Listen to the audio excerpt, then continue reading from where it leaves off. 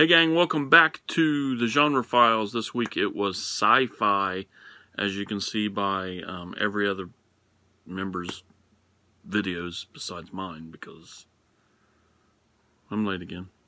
But anyway, the Magic app picked for me The Fly, 1986 The Fly, and what the app says I watch, it is the law.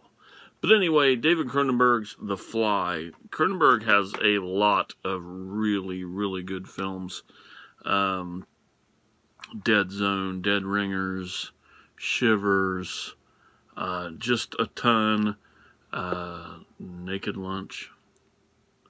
But my favorite of Cronenberg's is The Brood.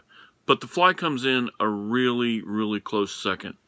This is based off of, or not based off of, this is a remake or a reimagine or a re-something of the 1958 classic starring Vincent Price. A lot different. The idea is the same. He gets into a teleporter and teleports from here to here with a fly inside, becomes part fly. That's pretty much it. Everything else is... Well, you take that story and you throw a ton of gore in it, and you've got Cronenberg's Fly. Excellent film, really high on my list. Let's see. At Sci-Fi Week, I almost throw this at horror. There's a fine line to cross on this. Sci-fi, yeah, it is science fiction, but it is, I would classify this as a horror film more than a sci-fi film. Starring Jeff Goldblum and Gina Davis, who work great together. They almost look alike, but they work great together. The chemistry in this is magnificent. Cronenberg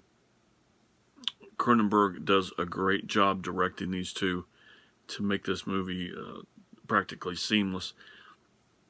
The transformation of the fly in this film is a lot slower, so it makes the story better, is what I'm trying to say. But the transformation is so damn disgusting, it's not even funny. From the point where he wakes up the next morning and has already done this until the end is so disgusting, it's not even funny. It's the very first part of the transformation where he has this heightened energy and he has this insatiable need for sugar and just little things that we already know what's going to happen. He's going to turn into a fly. But over the time period, what happens, it comes to the point where he thinks he's got some rare kind of cancer, and then pieces start falling off of him. He keeps them in his medicine cabinet because, you know, he's pretty much going crazy at this point. He can now climb walls. He can, he's stronger than normal. He pukes on his food and eats it. At one point, he even pukes on a person that's trying to harm him or stop him from doing what he's doing. There's a scene with a baboon where he tries to teleport a baboon from one pod to the next. And for me, it's awesome. For your normal person watching this film, it's like super disgusting. But anyway, the film itself is great. The copy I have, I've never upgraded this. This is a beautiful cover. I love this cover, just so plain with a fly in it. The only question I really have of this is the edition I have has a 20 on the side, and it says Collector's Edition 20. I don't know if that's 20 years. I don't know if it's a part of a set that would all look alike. I have no clue. So if anybody has anything on that, I'd really like to know. So that is The Fly, 1986. David Cronenberg's pretty much masterpiece. I wrote some notes down, but I think I hit everything. Just, you know, where I think the original hits more sci-fi on the nose than this one does, but still I can see it being in sci-fi. And if we were in a video store in the 80s, it would probably be in the sci-fi section of the video store. So that's The Fly. Now, I have a package that I'm going to open on this video because we all do these together.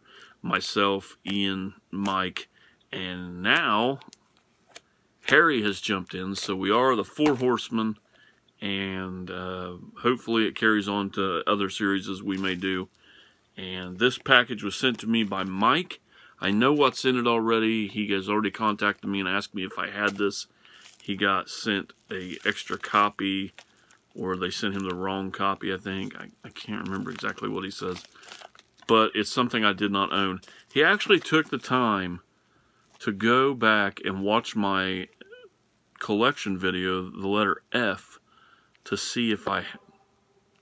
G. The letter G. Why don't... Oh, The Fly. That's what's F. To see if I had this. And that was really cool. That shows the... what this kinship of us four mean. So, anyway, we're going to open it. And I do not have me lucky knife around. So we're just going to tear it open. You know, when you buy stuff from like Amazon or whatever, they put it in this box or this package that the wind can open. And when you go and you package stuff yourself and send it to people, it's impossible to open. It is quite impossible to open. And we have 1933, I believe. I could be wrong. It might be 32. It doesn't say on the DVD, but it is either 32 or 33. I'm almost positive it's 1933. Boris Karloff's The Ghoul. And not only do I not have this in my collection, I have not seen it. So, let's see if it said it on the inside of the video. Nope. Did have packing peanuts on the inside of the video. That was pretty cool. This will, for the month of October, I had planned on, me and Ian had planned on doing one film a week for the month, stuff we hadn't seen. I was setting aside Barbara Steele films that I have not seen. So I think there's a spot open. But even if there's not, week one is dedicated to Mike, and we will watch The Ghoul. So thank you very much, Mike. He actually sent me a mail-in order form for Sinister Cinema, is where he orders a lot of these obscure and great titles. He sent me a 10% off anything over $30. And he sent me, this looks like a catalog. Yeah, he sent me a catalog.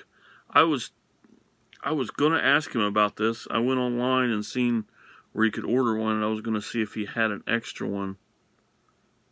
So he sent me a catalog along with it, which was really, really awesome. And I plan on doing some business with these people. He comes up with some stuff that's just mind-blowing to me that I haven't seen, which we all know as Mike films. And right off the bat, I see this on the back cover, and I automatically thought, oh, there's a Mike film. Haven't got into these yet, but oh, just juvenile stuff. It said juvenile. Juvenile Shallock. Probably some beach party stuff on here. Meet Mr. Lucifer. That just sounds appealing. These older sci-fi films from the 50s, early 60s are some of my favorites. So thank you once again, Mike. This has been Genre Files. Next week is Westerns, and I've already watched mine, so shouldn't be too hard to film one, even though, whatever. So make sure you check everybody else's videos out, and I'll talk to you later.